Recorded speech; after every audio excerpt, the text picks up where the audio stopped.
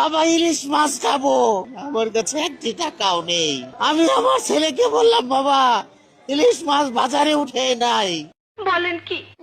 পেটের ক্ষুধা ইচ্ছা করে গাড়ির নিচে মারি ঝাপ, কেন যে শিক্ষক হইলাম বাপ রে বাপ।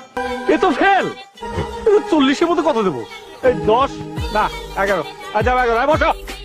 নেক্সট। আমি আমার বাচ্চাকে বছরের একটা ঈদে আমি আমার বাচ্চার জন্য 1 কেজি গোশত কিনে নিই। তুমিও ফেল। যে কলা ব্রেড খাইতে হয় জ্বর হইলে, জ্বর ছাড়া কলা ব্রেড খাওয়া যায় না, জ্বরের ওষুধ। আমি তাকে বুঝাচ্ছি এরকম, সে বলতেছে তাহলে তুমি দোয়া করো আল্লাহর কাছে আমার যেন জ্বর হয়, আমি কলা ব্রেড এনে দেবো। আমি কি শিক্ষক? আমি কি শিক্ষক না মিথ্যাবাদী? আমি মিথ্যাবাদী বাবা, আমি মিথ্যা। যতগুলো ছেলে আছে সবগুলো ফেল। এটা লজ্জার বিষয়।